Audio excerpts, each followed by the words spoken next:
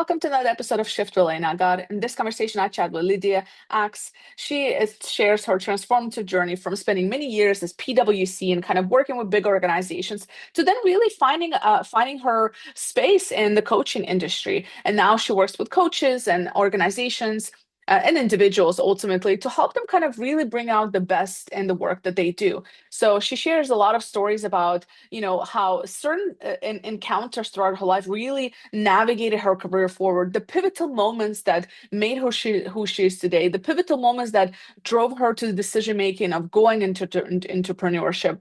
And we really just kind of dive into all of these sort of different topics. Both of us being from a coaching industry, we really had a healthy conversation around that topic. Really just kind of overcoming the fear of starting over, which is what she's had to do more than once, and just how do you go through change, right? So really fascinating discussion. We also talked about personal development and really just kind of having that self-awareness, self-reflection throughout your life. And again, those pivotal moments that we almost dismiss a lot of times in our lives, but they're the ones that make us who we are and drive our journeys forward. It was a truly soulful conversation. So check it out. As always, please subscribe, like, and come back for more. Lidia, welcome to the Shift podcast. Thank you, Elena. Happy to be here. I have to give credit to Zainab, who introduced us, and she's one of my best friends, and she always introduced me to awesome people. So I'm really happy we got connected. This is a long time coming. We've been connected for a while, like, I don't know, maybe a couple of years? Yeah. Something like that. So, and we've been talking about doing a podcast and stuff like that. And so I'm glad we're finally here. You have a story to tell. You have an interesting career, taking you from corporate to then, starting your own coaching business and then still doing some other things on the side as well. So we'll dive into all of that. But take me back to maybe college days. Like, what did you think you were going to study? Because I think it's super interesting. Like this podcast is all about like career development, performance and stuff like that. But I think it's interesting what people thought they were going to do and did end up doing it or not, and how did that journey go? Like, what were the pathways that got you to today? Let's talk about that. Oh wow, that was a really long time ago. But yeah, I think when I was choosing my career, obviously I was so young, 17. I knew nothing about what I like, what I want to do. So I took the easier path. Is my parents telling me what to do.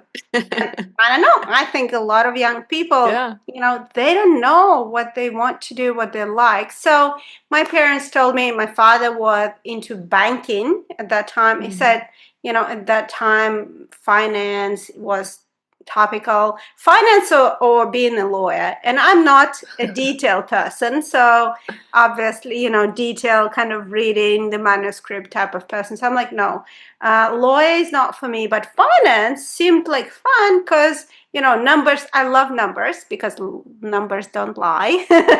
People lie, but numbers never lie. It's easy.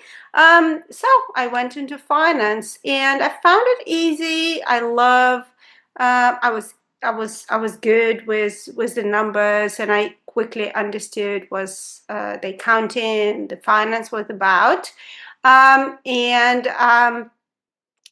my last year of university, I got accepted in PwC. And, that's a whole different story that I really want to tell your listeners, because I tell my sons, and I just told you I have 3 sons, 20, 22, 24. And I keep telling them that, the normal recruitment process through the interview, and these days it's even more sophisticated and complicated than it was when I was trying to get a job. But when I was applying to all those jobs, I didn't get there. I was not the best in terms of like IQ, doing all these tests, right? So I was not even getting to the interview part, the people part, the social part where I was able to shine. So I didn't get there. And then how I got the PwC job, and I got in corporate finance, which was a very elite part of PwC. I was working part-time when I was studying in the beer distribution company, Lof, the Belgian beer company, Stella Artois. And then, then I left. I was looking for a real job, because I knew the graduation is coming. So I'm like, okay, so I left the job. But then they called me, like, we have the beer exhibition, coming up. We need someone to translate. And I was good, I was good in English. What were they translating? Russian to English. Russian to English, okay. Right, because there would be a representative from the Belgian beer companies, the Lofe, Stella Artois. I don't know how good you are with Belgian beer brands, and they would need to translate because the beer exhibition was to the distributors in Russia, coming from the regions. And Russians love Belgian beer. There you go. No, it was a huge distribution, a lot of beer stands. So they wanted me for 3 days, and they say we pay you $50 per day. And at that time, it was a long time ago, it was good money. 3 days, easy money. I love, I knew the beer. I know how to translate, and it's fun to be in the exhibition. And I'm just telling this to folks, younger folks, like, don't miss, like, don't think. You never know when you're going to meet the people who's going to, or your future job or your future employee. You never know. That's what I keep telling my boys. So I went there on the second day, I was there, and there was a lady who was serving beers, right? And I was just translating. Now, at one point, the lady went for a break, and then the guys who were the representative went for another break. And I was there by myself. So two guys came along and like, we want a beer. And I'm like, who are you? And they're like, we actually, PwC senior manager, a manager and a senior manager from PwC, just looking for a free beer. And I served the beer, and we started talking, and they asked what I do. I said, this is my final year of my finance degree. They're like, oh, we're in corporate finance in PwC. And then we start talking. So, I served another couple of beers, 3 beers to them. And they say, well, come next week for an interview with our partner. To get an interview with a partner, Unheard of. And it was Coopers and Lybrand that merged PwC the same year. But anyway, you cannot get those opportunities like from going through the normal process. Like, there you go. I came to interview. The guy was Dutch, and he was like, looked at me. The interview was, oh, more girls. Good. That was the whole interview. I know, sounds ridiculous, but he trusted the guys who brought me in, that they kind of felt I would be a good fit. 20th of January, before I even graduated, I got the job. 13 years I worked in PwC. So the whole Where story... were you living then? Moscow, okay. Moscow, okay. Moscow. I wasn't sure where in Russia. No, in Moscow. Okay. Nice. It's in Moscow, but to get into PwC was like, it's hard. They've been like, that's what I'm saying, especially like. And again, I tried the same year.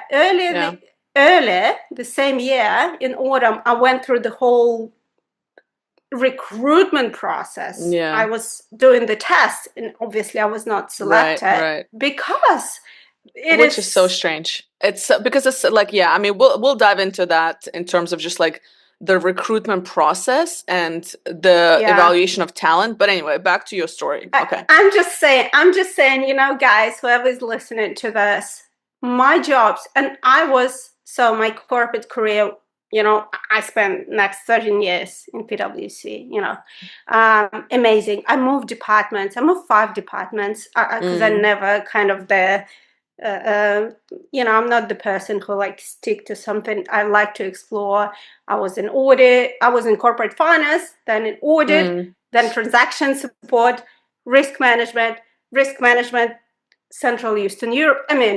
I moved around, but the first step and the most important step is get in.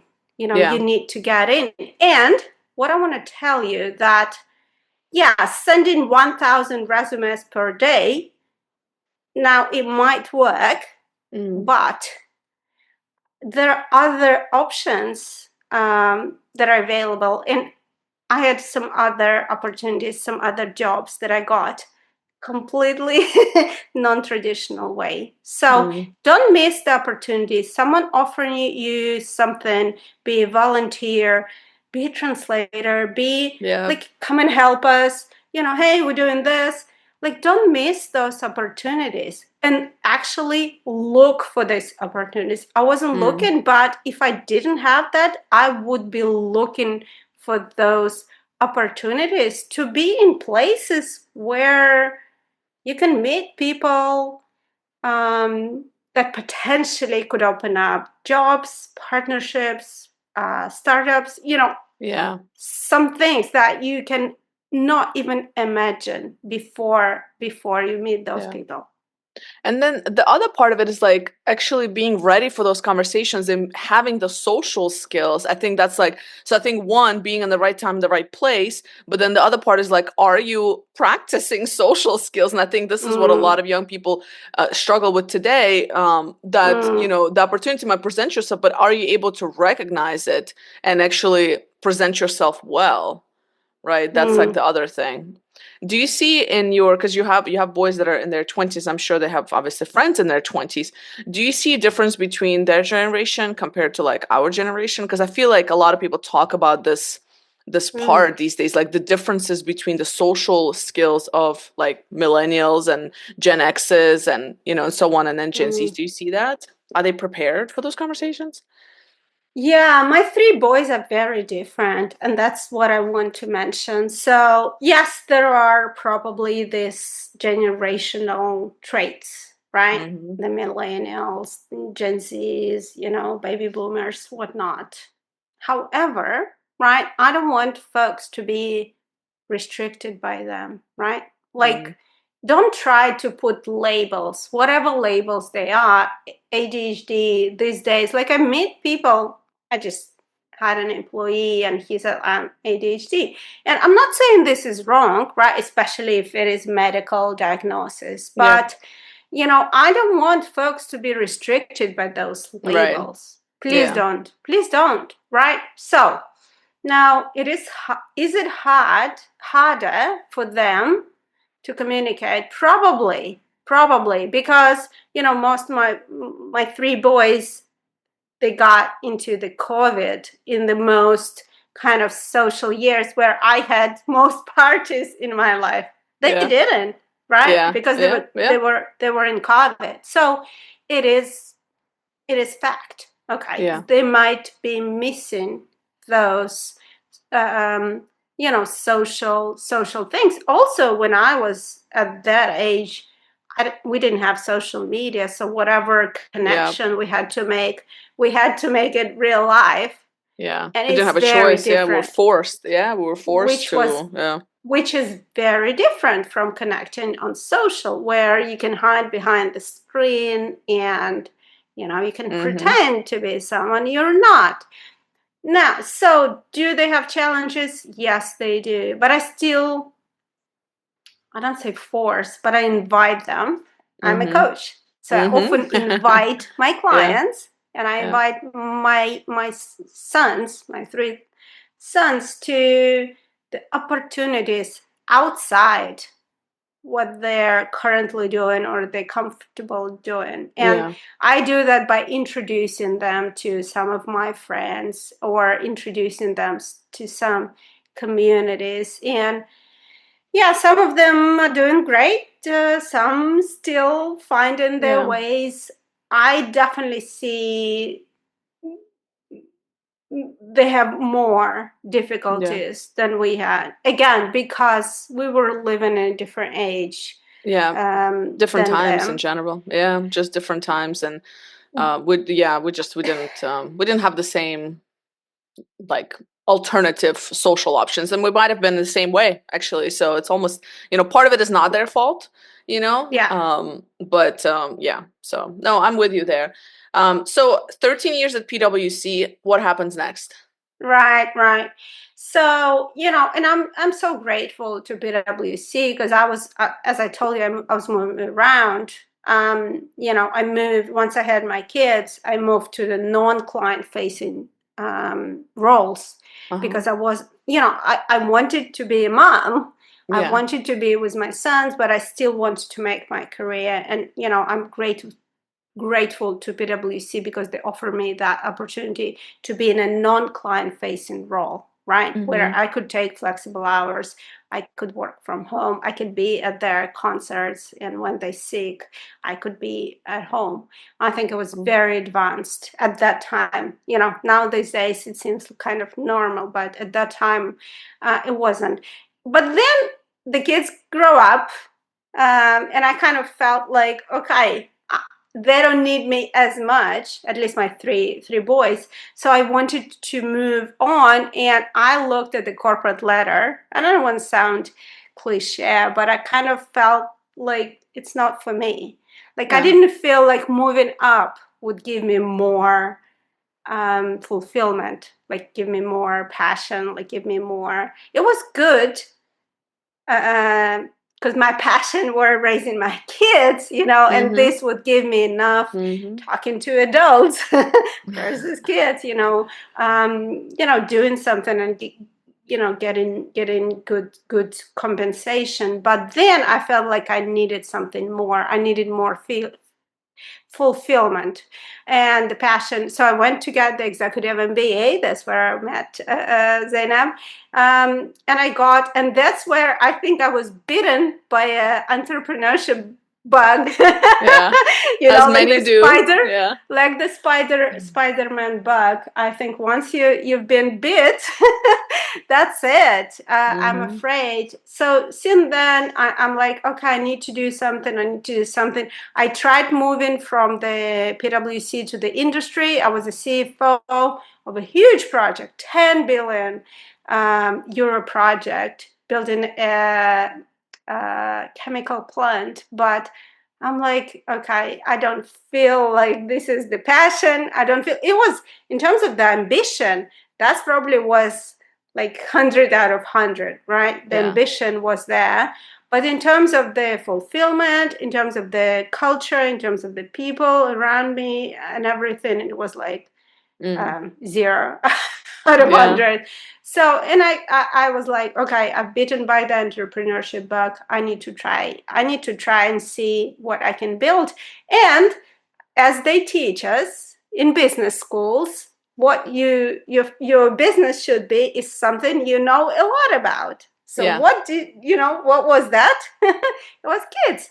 So I built a kids club. It was actually brick-and-mortar business. Wow. So with my partner, we built a small kids, it's kind of daycare, kids club, entertainment center next to where I lived in Moscow. That's what I did for a few years. Cool. That's awesome. How was that experience? Oh, well, give me like the highs and the lows. Give me like the highs and the lows. Right. The high is like is building something real. Is feeling the impact. And it continued to be my theme. Like I wanted to keep doing something where I do something and I feel the impact very quickly. Like being in the huge corporation, I think what I missed in a huge corporation is the feedback, right? Is this impact. You're building something and you're making an impact, but it's so vague and it's so distant. So in the kids club, it was easy. We organized a birthday party for a kid, and there see the 15 results guests. Right there, Oh my God, everybody's so happy. You see the smiles on kids' faces. The parents are like, oh, I don't know. It's so cool. And I know it's not huge, you impact in the world, but on a small scale, I don't know, that felt better to me. So this is the highs. The lows are, if you want to make it financially sustainable or financially not sustainable, but financially rewarding, right? That needs to be either huge scale or like the retail, the network, right? So you need to convert it into a network of like franchise. Exactly, either franchise or open more of those kind of, you need to grow very fast because the margins are very thin there. So these are the lows. And I kind of treated it as a family business, but at the same time, I wanted financial reward, and it doesn't work like that. So it's either or. It cannot be both. Or at least I didn't find that model. So in 3 years, I decided that this model is not working for me. I also had my daughter at that time. It was challenging building a business and growing a child in your body, the fourth child. It was a lot. So I sold that business, but it was great in terms of experience, what it means to work with a partner, what it means to have your own business. It was a great, but then, because my the name of the club was Mama's Dream, because Mama's Dream, pretty cheesy, but the whole idea behind it was that not only you can bring your kid that can play or learn or have some lessons, but we would run something for the mom, whether it's kind of the classes or the master class or the coaching or the teaching. Because I was desperate when my kids, older kids were growing up. I would see moms bringing their kids to the lessons, and they sit in the corridor just looking at the phone or just sitting looking completely bored. So what I wanted to create an experience where while the kid is developing, learning, having fun, mom could also do something fun. And through that experience, I realized that I actually enjoy working with moms more than working with kids. And that's how that's where the coaching came out of. Let me ask you, did you name it Mama's Dream, or in Russian Mamina Michta? No, it was Mama's Dream. Mama's Dream. Yeah. I mean, I'm just curious. Yeah, I'm just curious because there's a lot of obviously English named businesses in Russia, but I was always just curious because when you say it in Russian, I'm like, Mamina Michta, like it's always was. We had the balloon, the hot air balloon kind of there. Cool. It was so cool. It was fun. It was fun, yes, but very intense. Starting your own business, especially when it's brick and mortar. I spent so much time there, and I was feeling like my relationships were kind of in danger. My boys never see me, although I was bringing them, to spend time in the place. But it was hard. It was hard. The balance between, building your business, building your dream, and having a family, the balance is always, it's tricky part. I appreciate you sharing that, because I think a lot of people who are looking to start businesses, they miss this part. And I've learned that the hard way as well, is like to make a business scalable and where you don't have to spend your whole life there is a whole, like, it's easy to start a business and kind of making, and generating some, money from month to month, but to be able to scale and be able to step away from it a little bit is a whole other game. And which is why I guess, like, investors, when they look at businesses, they're one of the most important things is like, is it scalable? Right? Because otherwise you're just operating like as a small business and like kind of like a mom and pop shop, which is what you see a lot of, which is great if it works for people. But in your case, and even in our case, it just didn't work. It just wasn't worth the amount of effort. Like, that's at least in our experience, like with my ex-business partner, like it wasn't the amount of effort we were putting in, the amount of hours, the amount of just our energy we were putting in to just generate clients, and we weren't able to grow, and it was just it's hard. And I think it's important to recognize, because I think a lot of people go into it not understanding that, but it's just I think at that time I was like very enthusiastic, and like I wanted to start my own business, but I never thought about, well, what business model am I building? And today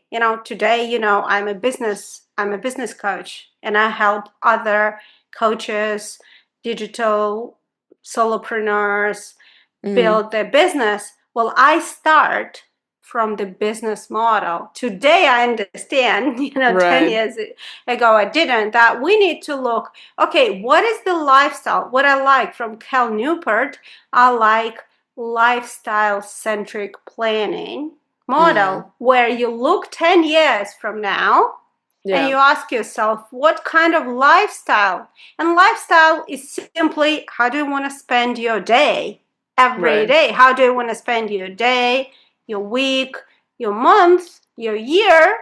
We start with that. So how do you want to spend it? Do you want to spend 8 hours every day, 5 days a week? Okay, that's one model.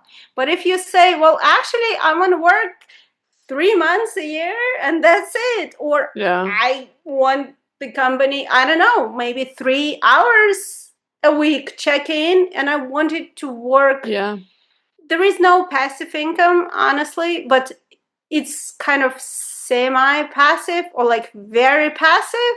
So it's a scale. So that's where I start today. When someone comes to me and say, I want to build a business, I start from that. I start, what kind of business model eventually you want to build? And it depends on a person. Yeah, no, you're spot on with that, but it takes experience, so that's what I'm saying. Like you went through that experience of like, as much as like, and as much as we can go to business school and it's amazing, like I think it prepares you for a lot of things, but there's certain things that just like, no, only experience. So like you didn't have it, like you have to go through that, so it's awesome. It's a priceless experience to be able to go through, and I'm sure you've built like thick skin as a result. You know what I mean? And even before we got into the podcast, like we were talking, and your mindset and your optimism, to just keep, like moving forward. I think that speaks a lot. And I think you have to go through this experience to build that resilience and just continue the journey. So now you're working with coaches who are looking to build a coaching business. So how has that experience been? And again, maybe other highs and lows that you can share in the coaching. 'Cause, I mean, as a coach, I definitely have highs and lows in the world of coaching, but what has your experience been like? Right. So, once I sold my business, I was kind of looking, what do I do? But even during that time, I kind of knew I want to work in some capacity, with solopreneurs like me. I don't know, for some reason, it's just my passion, right? And I just knew I want to help them. And the first few years, I was, and maybe because I was going through a midlife crisis at that time, I was focused on that theme, and I was helping women with that. And I was collecting data for my book. I published a book 2019, but then because of the all global circumstances, the wars and whatnot, we had to move countries, and I had to close that practice, or kind of, I said I had to, but I made a decision. I don't want to say it in a passive voice. I made a decision to close that chapter. And I think it's okay. Also, what I learned that, it's okay to close one chapter and start a new one. And, if it feels right, it's an opportunity to start fresh, to start from, but it's not from zero. What people don't realize, and I didn't realize, but I do now, when you close in one chapter, sell in business or close in business, even close in business, that's okay. Because when you start a new one, you're not starting from zero. You take the skills, you take the experience, you take it all with you. Even though I pivoted to English speaking coaches, helping them to build their business. I just feel that it fits the skill set that I've got, from the business school, from my business background, from me building a number of businesses over the last 10 years, but also my passion. Like what I see, and I'll get to your question with the highs and lows, but what I see, it makes me, I don't know, beef. Like I get I don't want to say angry, but I'm upset that there are so many good coaches, consultants, solopreneurs that have a lot to offer to this world, and they can't because they're not good at what they do, because they're good at what they do, but they're not good at offering this to selling the world. themselves, Selling, marketing, promoting, selling. And that's where I want to make the change. And I know it's maybe not as grandiose as solving the cancer problem or bringing people to Mars, but it's still a problem to a lot of people. And I believe in coaching, consulting, helping people. So I think if I can help more people to help other people, overall, the world could become better. Right. So the highs and the lows. The highs is what I just described. And this is what I hold on to, right? So I believe if I helped someone today, that was a good day. That's what I hold on to. So my passion, my mission is to help more coaches, more consultants, people who can help other people, help them succeed. And if that happens today, that means it's a success. So I try not to hold on to the numbers so much, the number of subscribers, the number of views, the number of episode downloads for my podcast, the number of even the money in the bank. I know a lot of people consider success is the function from the money in the bank. And it's not a bad, I'm not saying it's a bad KPI. I'd like to have a lot of money in my bank account. But what I try to hold on to continue, is have I helped someone today? Did I get a good comment? Did I get a DM? Did I have a good coaching session? So that's my metric for success. I try to hold on to that. These are the highs. The lows are that it takes way longer than we expect. Even me, who's done it so many times, who's been through this journey with one business and then the second business. So it's not my first rodeo, right? And still, I wish it was faster.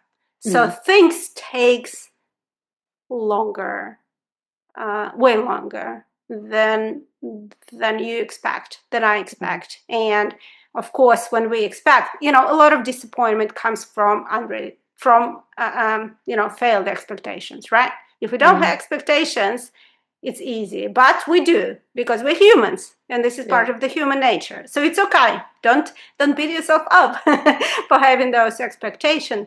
Just understand, just realize that whatever you expect, it will take longer. And it will be harder. These are my lows, and I just learn to accept them and yet move forward. That's the only thing we can do. Like they say, what is the courage? Courage is not no fear, right? We all have fears. Courage is have fear and still do it. Like do it anyway. So I think the same here is like, we cannot get rid of expectations, but what we can do is like, okay, we expected we're going to have 100 people on this webinar. We had 10. Yeah. Okay, just learn to accept it, learn to celebrate those 10 people and serve those 10 people like they're the most important people in your life.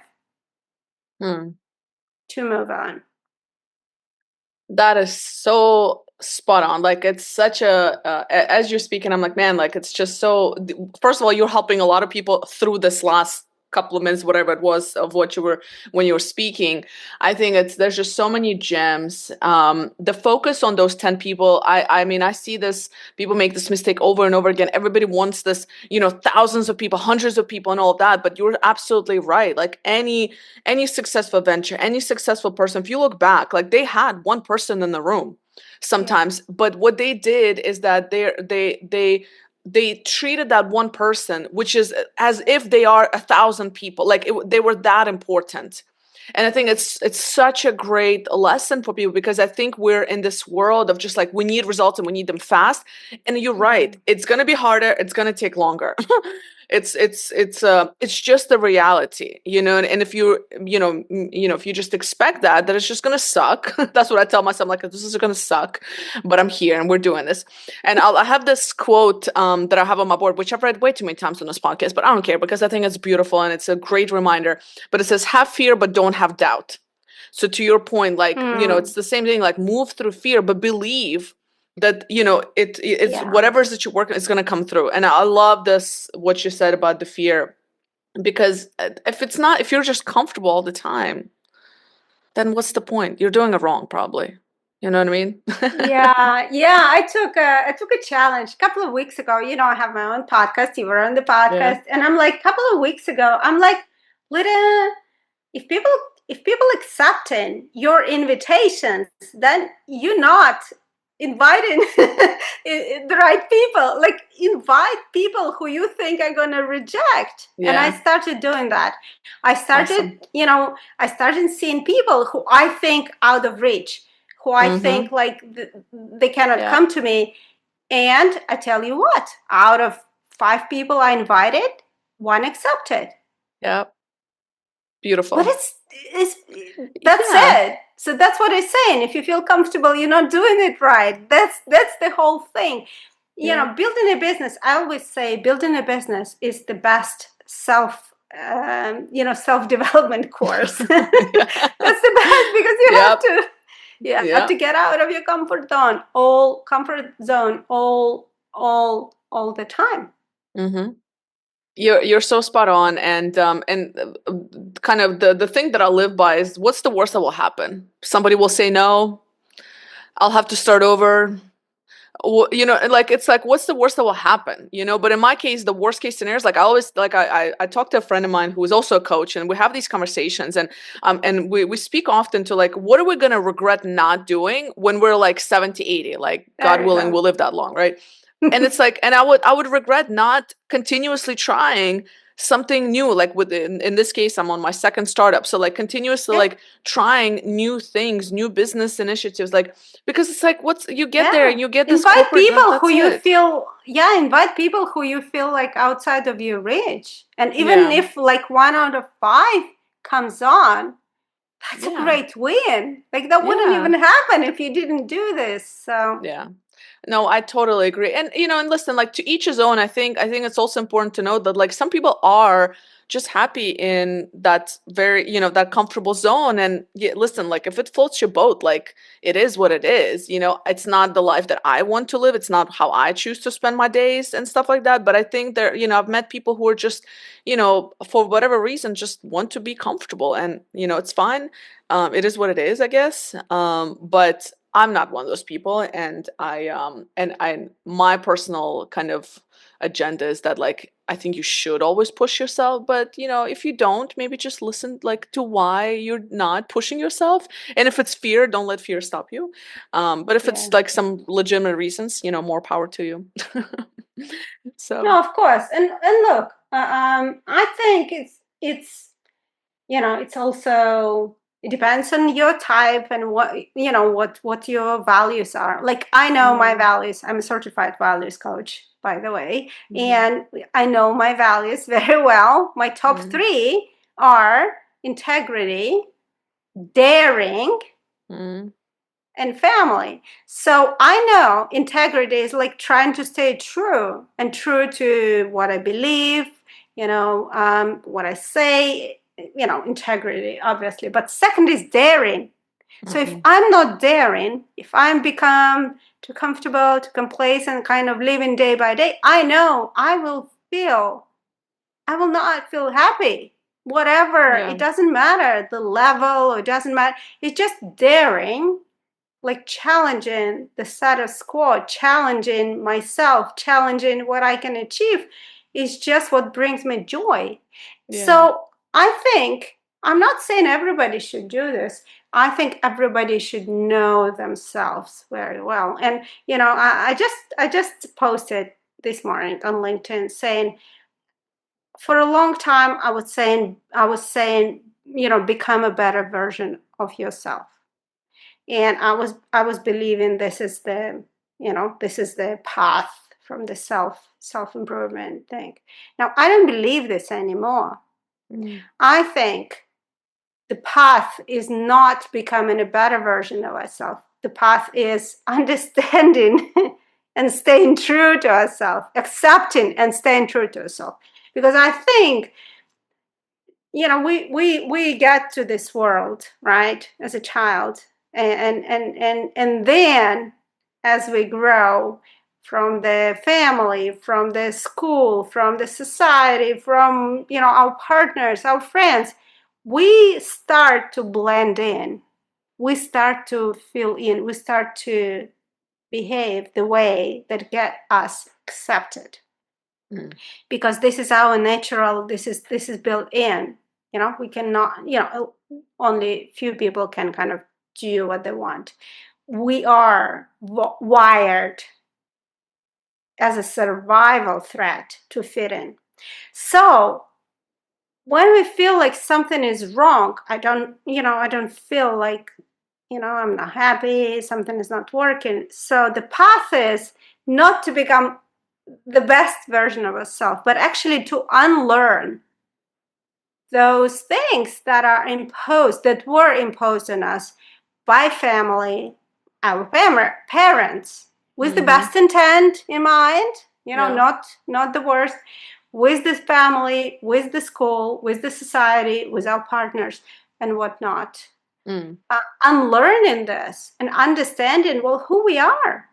And again, I know my values, and I know daring is one of my values. So I know I need to challenge myself, and that makes me happy. And it doesn't matter the result, whether I got it or I don't get it. But even the act of daring is just something that makes me happy. That's why I went to Camino de Santiago. It's the path, from Portugal, when I lived in Portugal, from Portugal to Spain. And I went to shorter route, 120 kilometers by myself, because I wanted to dare myself. Can I do this? By myself, walking, no listening, no headphones, no talking to other people, just being by yourself, 8 hours a day, walking 30, 40 kilometers. Can I do this? And I was most happy at that time. So yeah, just knowing yourself, unlearn things that are imposed on you, the shoulds, just unlearn them. And the self-development, self-growth journey for me these days. Yeah, I never thought about it that way, but yeah, you're right. Like maybe we just unlearn all these things instead of trying to improve on this version of us that might not even be us. So we're trying to improve on top of a version that doesn't align with our values. So maybe the key is to actually unlearn all these things. You're absolutely right. We're just so, there's so much that's imposed on us through society, through, environment, parents, family, friends, etc. So I like that. That's a interesting way to look at it. I appreciate that. Before we wrap up, I have to ask you, you walked from Portugal to Spain because you just kind of dropped that bomb in there. How many days? 120 kilometers, 30 kilometers a day? So like a few 5 days? days. 5 days? 5 days. Oh my goodness. Yeah. So that inspired you, and you were inspired to do that just to get away, just to kind of clear. Yeah. So there is a I lived in Porto for 5 years, and coming to Santiago, I learned about it. I'm like, okay, well, since I'm Is there, it like a hike place, or what? It's like a it's a pilgrimage. It's a spiritual path. Okay. Now the full path is 800 kilometers, so it's like a month's walk. And there is a French way, there is a Spanish way, there is a Portuguese central. There are a couple of different ways, but basically it's a spiritual pilgrimage that people have done for centuries. And there is oh my God, what's his name? Sleep my mind. There's a book. The book. Um, And I ah, can't believe I've never heard of this. I'm gonna look this up. I feel like I should yeah, do yeah, this. yeah. Like this is The so guy, up the my guy. alley. Yeah. Well, there are two great movies about this. First of all, one is Mm-hmm. The Way. Mm-hmm. Really recommend that movie.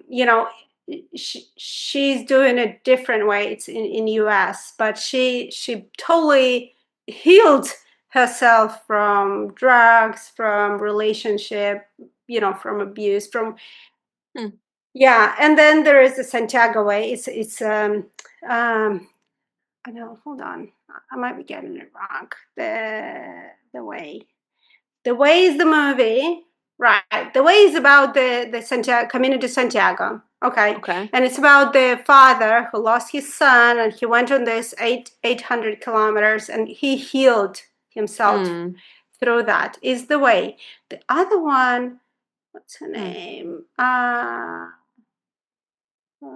There's another movie. I need to Is get it the back. one with Reese Witherspoon? Yes, I know what you're yes. talking about. Oh gosh. What is I it know what you're talking called? about. Oh What is shit, the name what's of the that name? movie? Yeah. Yeah, Uh, Reese, exactly. Something Alone or something? No, No? Reese What was it? Witherspoon. Yeah, it's her, exactly. It's her. And it's a great movie. It's not about the same path, but basically, I wild. Okay, Wild, that's what gotcha, it was. got Yeah, it. okay. Wild. Yeah, it's a different Cool. path, but basically, and you come to there are various people who got on this trail, right? Some people go there because of the religion, a spiritual kind of thing. Some people do it for the kind of hiking, kind of sport. I was there somewhere in the middle, right? So on I wanted to go to spend some time on my own, and when you have I did it in 2019, right before COVID, but I was a little bit overwhelmed.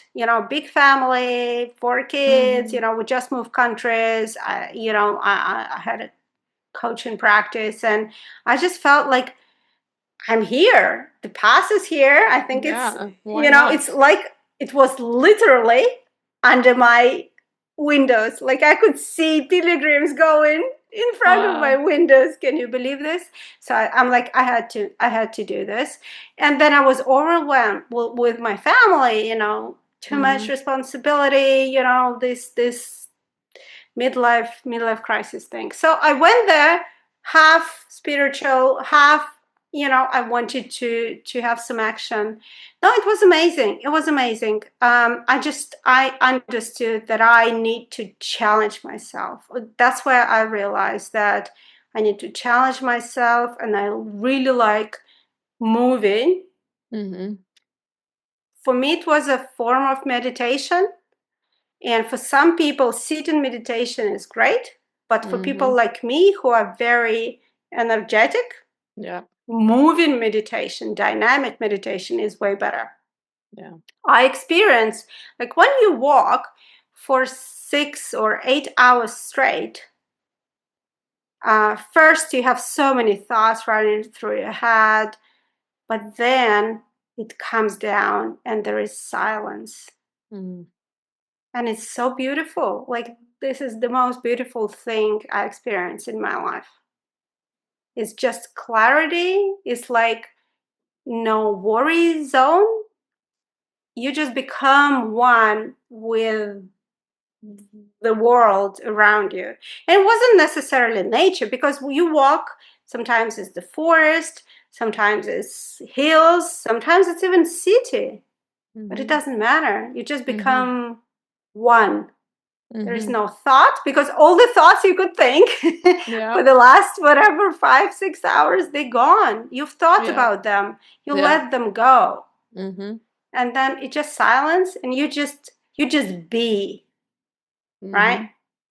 I don't know. It's just a very beautiful state. I really enjoyed. I did it 3 more times. That much I enjoyed it. The Yeah. 120 kilometers you did? I did. Good I for did. you. I did different I'm gonna do it. This is like up my alley. I'm also a very active meditator. Like I'm the person that shouldn't be like I also do like regular sitting down meditation, but the active part I'm a huge walker. Like I love to walk. I could There you walk for go. hours. There you Yeah. go. You definitely Oh should my do gosh. it. Super inspired. I did the first one. Once I did, I was so inspired. I wanted to take the coaching tours and actually did one. I did one. So I took 2 clients with me and we did the path together. And then the awesome. COVID hit and the whole thing became a mess. But totally agree. I think it's one of the ways through, because when we move, especially for some type of people, actually going to have a very cool guy, the author of Driven, on my podcast. I just booked him. Nice. He's saying there is a small group of people, and I think I am one of them. I took the assessment. I know I'm one of them, and I think maybe you too. Is the people who have like different, that are like hunters versus, gatherers. Not gatherers, but the farmers. The farmers who like they put the crop, they wait for the crop. Like this is different. There you go. Different.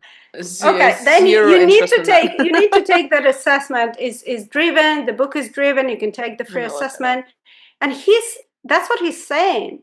You need a different type of meditation. You need it's just a different type of people. And again, it comes back to knowing yourself, and it doesn't necessarily,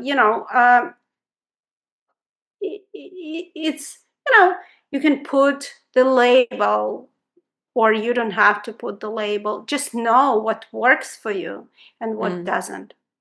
People say meditation is great. I agree, but that's very generic. Everybody, yeah. No. Exactly. It's very generic statement. For me, I cook. This is my meditation. Yeah.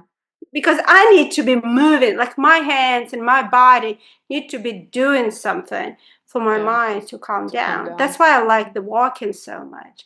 There is dynamic meditation. I mean, just know what works for you. Don't fall into like everybody should do this. Yeah. Agreed. And this is Driven, the How Human Nature Shapes Our Choices by Paula Lawrence. No. Awesome. No? No. Nitin? No. No? Okay, different book. Yep. Let me show it to you. Just hold on. So that in case people are wondering about it. No, of course. It's Driven by Dr. Doug Bergman. Okay. Oh, okay, gotcha. You got it? I think so. Oh no. But yeah, okay. I think so. Bromberg? Is that the name? Never mind. No, I don't think I'm getting the right one. Dr. Brackman? Brackman. Yeah, There's so many Dr. Driven. Okay. There's so many Driven books. It's crazy. Yeah. Okay, yeah, I gotcha. Yeah. Understanding and harnessing the genetic gifts shared by entrepreneurs, Navy SEALs, pro athletes, and maybe you. Sold. I like the title on its own. All right, awesome. This is great.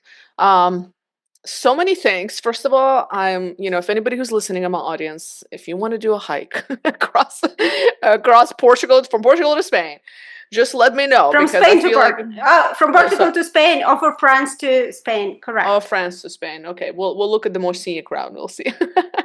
And Driven book. This is amazing. Definitely, we'll check out the movies as well. Lidia, this has been a really, really interesting podcast, to say the least. I feel like you've made a difference. I mean, talking about touching people's lives, you definitely touched mine today. You've spoken on a lot of things that helped me reflect through this conversation as well. And I think you kept it very practical, which I appreciate, and very real.